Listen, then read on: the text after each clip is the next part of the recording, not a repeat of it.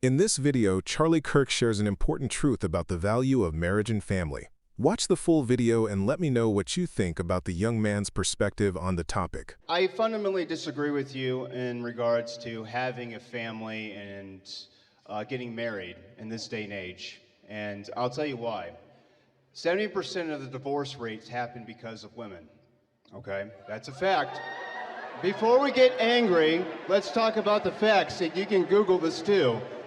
And on top of that, 85% of the men, or I should say people in jail, grow up in fatherless homes. So there's a direct correlation between those two things. So my thinking is that we don't need to necessarily have more families unless we have a complete change to the system. Now, what do you think about that? We need to change the system in order for us to have a nice conversation about, having a family, because the state incentivizes single motherhood in this country. And you're looking at me with that face, but tell me why. I'm trying to understand what you're saying. Like, what is your contention, that we shouldn't get married and have kids? We shouldn't currently because of this particular issue right now. What the issue is... Build that out further for me. So okay, let me explain. Outside of the fact that, the anti-woman thing that you said. Well, it's not necessarily anti-woman, it's a fact. You can Google this too. And look at the divorce rates in this country. I'm just saying that if we're going to have more families, we need some protections in place for men. Because right now, the legal system actively destroys the man in court.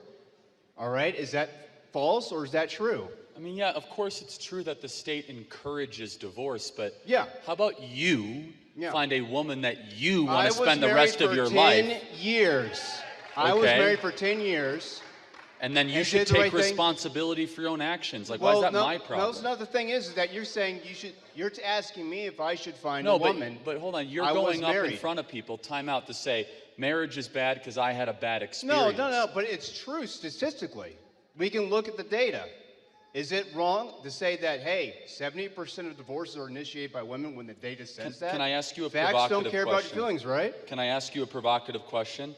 Yes, did you do anything that led to your divorce? Absolutely. Okay, so it wasn't all the woman's fault. No, but I'm saying, but here's the thing. 70% of the divorces are initiated by them.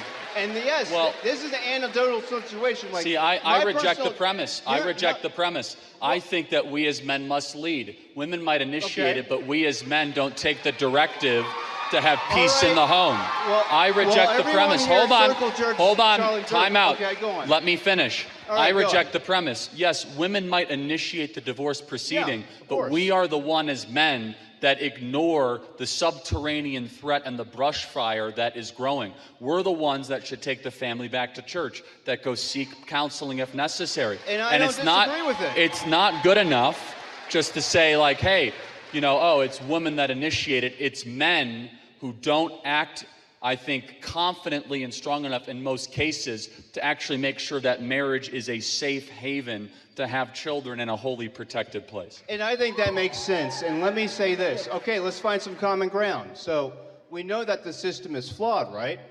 So here's the thing that's flawed about it. When the federal government incentivizes the state, at the state level, for child support enforcement programs, and we have a system where the state makes a bunch of money off of this, it's pretty parasitic, because there's no such thing as a 50-50 custody in Wyoming, even if you get along with the parent. So when the state is actively involved with family matters and women are getting paid off from this, and this is not false, we have a toxic system that probably needs to be revised. Do you not disagree with that? Because I think we should revise. I do believe in more men's rights in custody. I think that's fine. But let's take a step back though, and I think it's very important, is that men are objectively better when they are married and they don't stay as grown infant boys watching porn and playing video games all day long. And I don't disagree with that. Good, so we agree. I agree. Here's my argument. Despite despite the problems of the legal system, of which your argument has some merit, Yeah. we still should get married because it is the right thing to do. Despite the technical problems, despite the difficulties. In fact, it's us men, to find a woman that we love and to protect that marriage and hope that it never goes in the direction of divorce. And That's 30% though. That's 30% chance that it succeeds. I don't, again, so, well, no, about half marriages continue. It's not 30%. No, so, because if hold on a second. Because look at this. Why do we have such a society that is so hyper-focused on we need to have a bunch of children and get married, but we have this system in place, and I'm talking about the federal government, that incentivizes single parenthood. And we can look at most of these inmates in jail come from fatherless homes. Maybe we should get rid of the state involved in personal family matters. So you're conflating, you know why? The fatherless homes you're talking about, yes, are people that never got married in the first place most of the time. They're men that's true. They're men that impregnate women and flee the women that they were with. But understand this, that every generation has had troubles. Yeah. Our duty as men is to overcome obstacles, not whine about them and not complain about them. So yes, there is a problem here, but I would reject the premise. Every young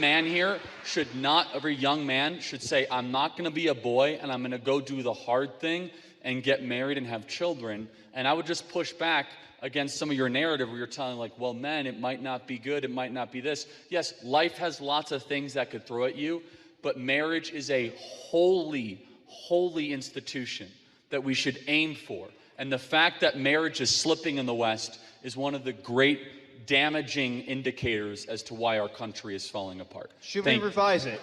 Yes, I think we should revise some of the laws. I agree. But the Okay. answer is not to not get married or run away from that institution. It's tough. Okay, still, go get married and have kids. Thank you very much. I appreciate it.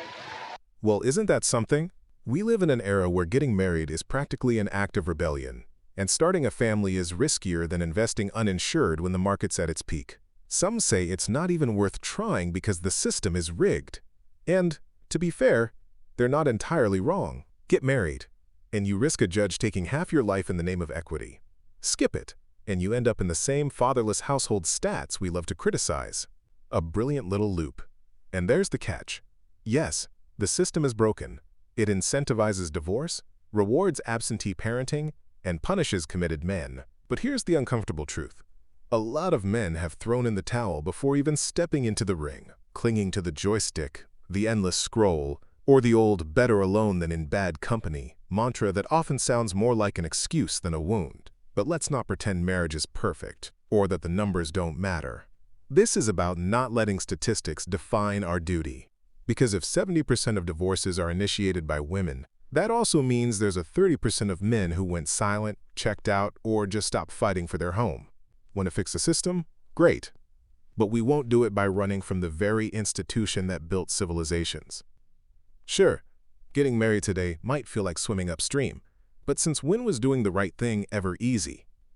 In times of chaos, building a stable family isn't madness. It's heroic.